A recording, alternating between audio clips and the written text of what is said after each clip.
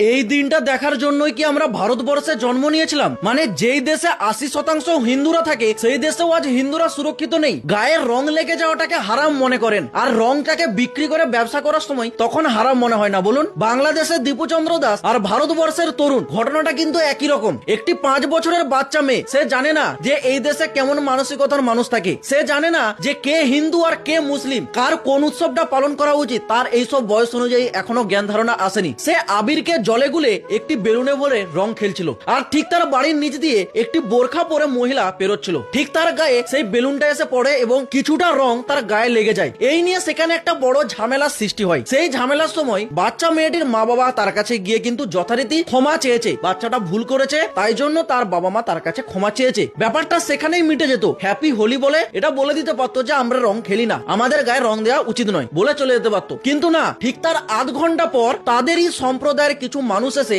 সেই ঘরে যেটা করলো না সেটার মুখে বলার মতো নয়। তারই বাড়িতে তারই দাদা, তরুণ, কম করেও 23 থেকে 25 বছর বয়সের একটি যুবক, সে বাড়ি ফিরেছিল বন্ধুদের সাথে হোলি খেলে। সে জানতোই না যে তার বাড়িতে ঘটনাটি কি ঘটেছে। তাকে একা পেয়ে তার সাথে যেভাবে ব্যবহারটা করলো, তাকে এই দুনিয়া থেকেই বিদায় জানিয়ে দিল। মানে এটাই হচ্ছে আমাদের ভাইচারা। যারা কিছুদিন আগে ওই সায়কের ঘটনাটা নিয়ে বলেছিল না যে সায়ক ওই রেস্টুরেন্টে যাবে কেন, ওই রেস্টুরেন্টে তো বিপ পাওয়া যায়। ও আমার সেকুমাকু ভাইরা, তোমরা এবার এসে একটু বলো দেখি যে ওই দিন তো হোলির দিন ছিল, ওই দিন না বেরোলেও পারতো, ওই দিন তো হিন্দুরা হোলি খেলে। বলতে পারবে? পারবে না।